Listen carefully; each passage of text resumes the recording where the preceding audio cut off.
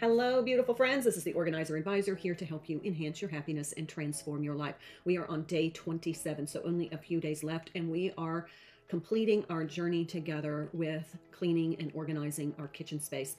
I saved this for last intentionally because this is the room that often gets used the most, and I wanted it to be the culminating activity of our journey.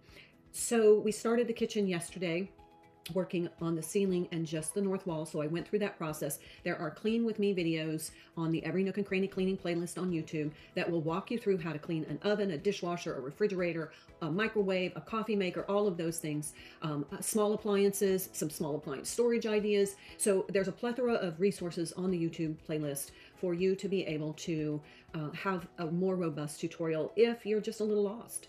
Otherwise, we're just going to continue cleaning the kitchen today, moving toward the east wall. Remember, we're working from the top of the cabinets all the way down, shelf by shelf, countertop, lower cabinetry, and making sure we take everything out.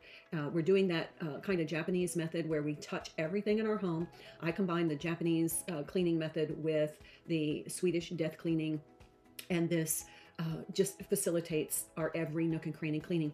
But when you interact with an item, it either uplifts your energy, it diminishes your energy, or it's neutral. So we want to go neutral and above.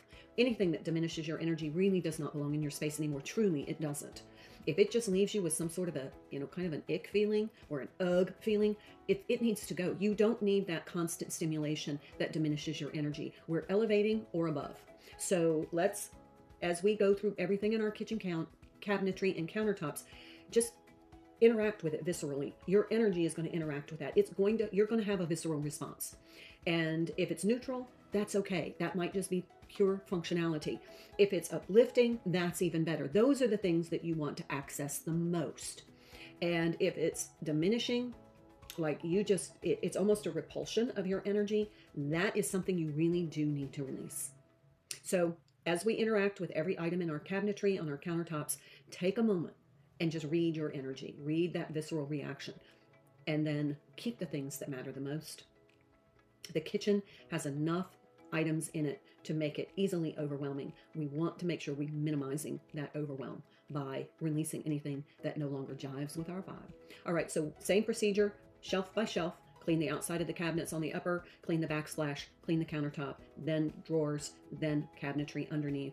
I put a towel on the floor. You can sit on a stool and just pull everything out, wipe out the cabinets, check everything, make sure it's clean and in usable condition. Make sure if you have multiples, do you really need that many? If you do, like I have 4, 9 by 13 bakeware plants because I use them all. I bake every day. You can check me out at Ravensduke Cottage if you want to see what my real life is like.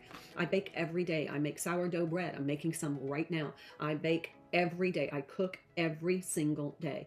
And I focus on using all of my food resources efficiently so that I save a lot of money on my budget, my food budget, my grocery bill. So I'm actually going through at the end of the month during fiscal fast and looking at stuff that, I have oat flour I haven't used. I'm going to make some oatmeal sunflower seed cranberry muffins today. That way I get to utilize all of my food resources, and then I keep everything fresh so there is no food waste. That's a great opportunity while we're working in the kitchen to take stock, take an inventory of what you have, what needs to be used. I'm just going to tell you from a professional organizer perspective, when I walk into a client's kitchen, the most frequently thing that they want me to organize is their pantry. Why? There's a lot of food, and a lot of it gets wasted. I'm just being honest. Oftentimes we buy and we have that food security, but we bought things that have a kind of a small shelf life. So food security for me is having freeze-dried food that's professionally packaged that lasts 25 years. That's in case of a hurricane. I have that. So I don't need to store as much in my pantry, my freezer, my refrigerator. I can have less there and then rotate that frequently so that I'm utilizing it. Just a hint, I'll do a video on that. I think I may even have one on there. But it's really important to me because fresh food is important to me and using my resources well. In fact, I think this year I started an idea. I want to know what you think about it. I'm going to use everything I have in the year, and I'm going to document it for you. So hopefully it will inspire you to utilize the things that you've had, and then whatever I don't use, I'm going to sell. So what do you think about that? Let me know. Also, while we're talking, let me know of anything that you'd like me to take a direction on. If there's something that you think would be beneficial to you and others, I'm open. I would really love some new ideas on content that is going to be beneficial to you. I'm going to do a series next on life coaching, so we can go through the life coaching steps together, because I'm a certified life coach and I want to make sure that we are truly enhancing our happiness. So the next step is going to be some life coaching, self-love, self-care, and really maximizing and enhancing your happiness.